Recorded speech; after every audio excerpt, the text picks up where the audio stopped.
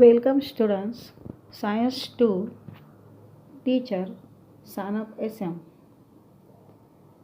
Dear students, in this chapter Cell Biology and Biotechnology, the first topic is cytology, means Peshi Vignan.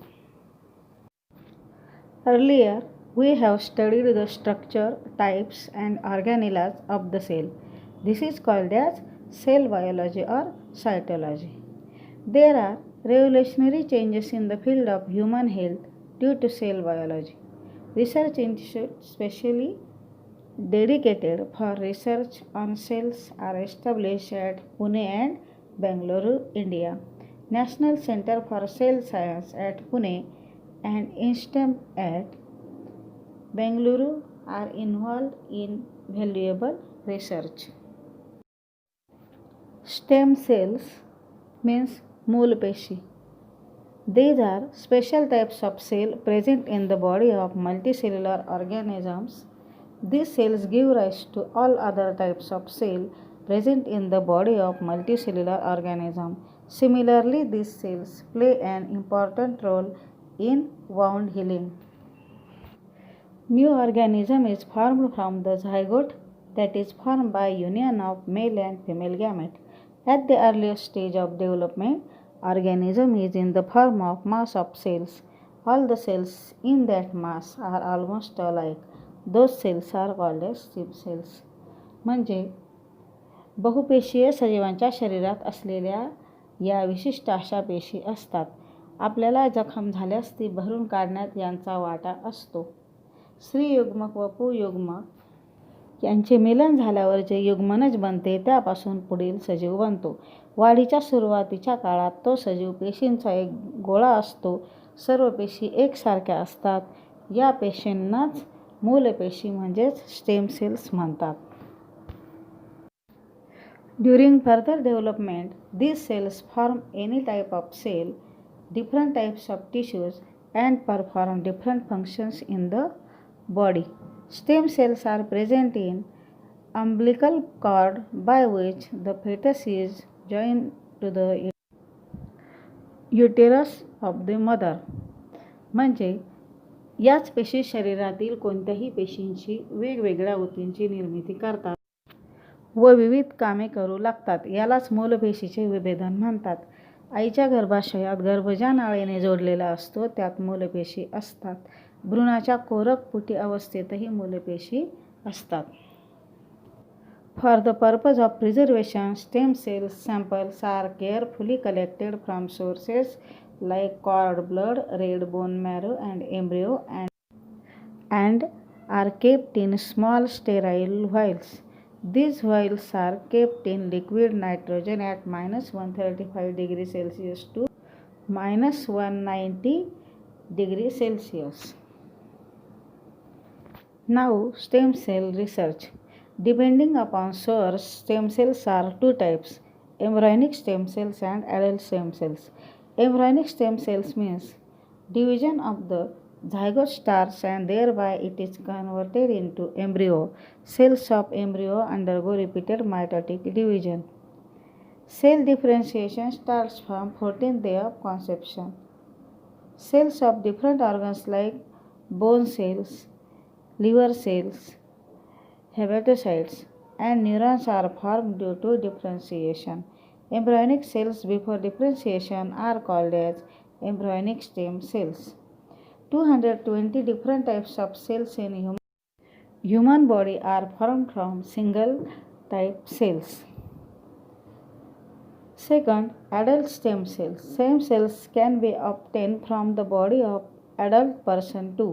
There are three main sources of stem cells in the body of adult person.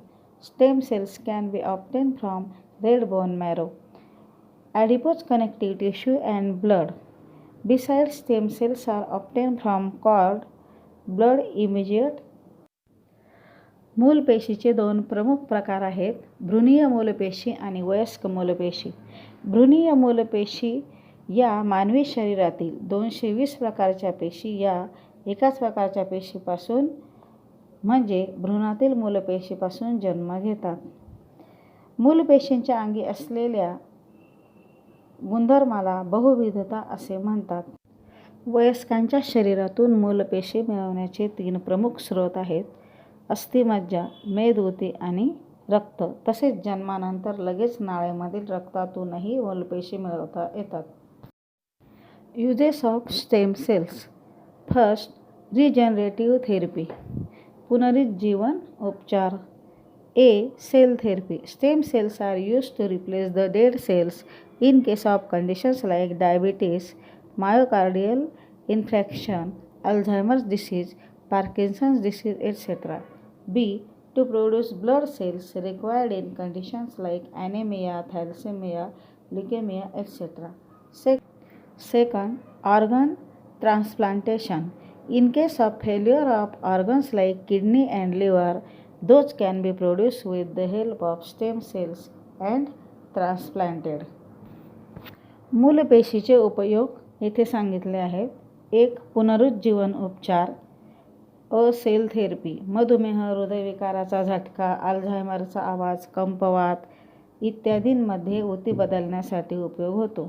Anaemia, leukaemia, thalassemia यात रक्तपेशी बनवण्यासाठी उपयोग होतो. 2.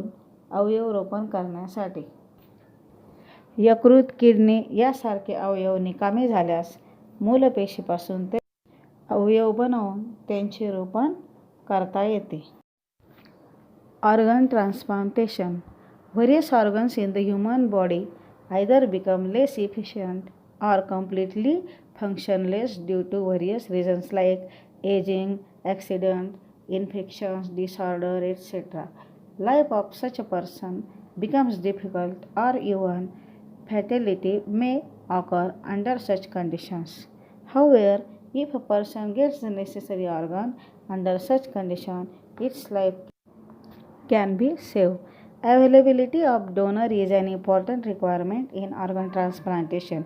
Each person has a pair of kidneys, as the process of extraction can occur with the help of single kidney. Person can donate another one. Similarly, skin from certain parts of the body can also be donated. Various factors like blood group, disease, disorder, age, etc. of the donor and recipient need to be paid attention during transplantation. However, other organs cannot be donated during lifetime. Organs like liver, heart, eyes can be donated after death only. मानवी शरीरातील अवयव जेव्हा वाढते वय, अपघात, रोग, आजार या कारणांनी निकामी होतात, तेव्हा त्या व्यक्तीला आवश्यक असलेला अवयव मिळाला तर त्यांचे जीवन सुसह्य होते, प्राण वाचतात. अवयव प्रत्यारोपणासाठी अवयवदाता उपलब्ध होणे खूप गरजेचे असते. प्रत्येक व्यक्तीला किडनीची एक जोडी असते. दुसरी किडनी दान करता येते. काही वेळा त्वचासुद्धा दान करता येते. त्यासाठी दाता व गरजवंत यांचा रक्तगट, रोग, व्याधी, वय इत्यादी बाबी लक्षात घ्याव्या लागतात. इतर अवयव मात्र जिवंत असताना दान करता येत नाही. यकृत, हृदय, नेत्र हे दान मात्र मरणोत्तरच करता येते. Organ and body donation.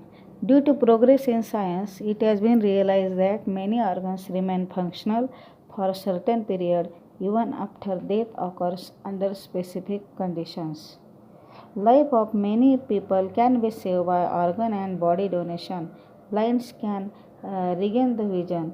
Life of many people can be rendered comfortable by donation of organs like liver, kidneys, heart valve, skin, etc.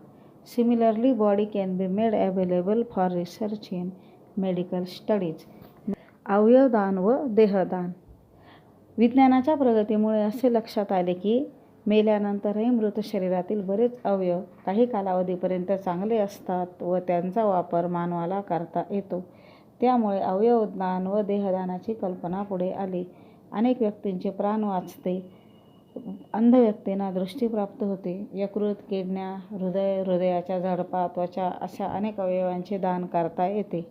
देहदान केल्याने वैद्यकीय अभ्यासामध्ये संशोधन करण्यासाठी सुद्धा शरीर उपलब्ध होते.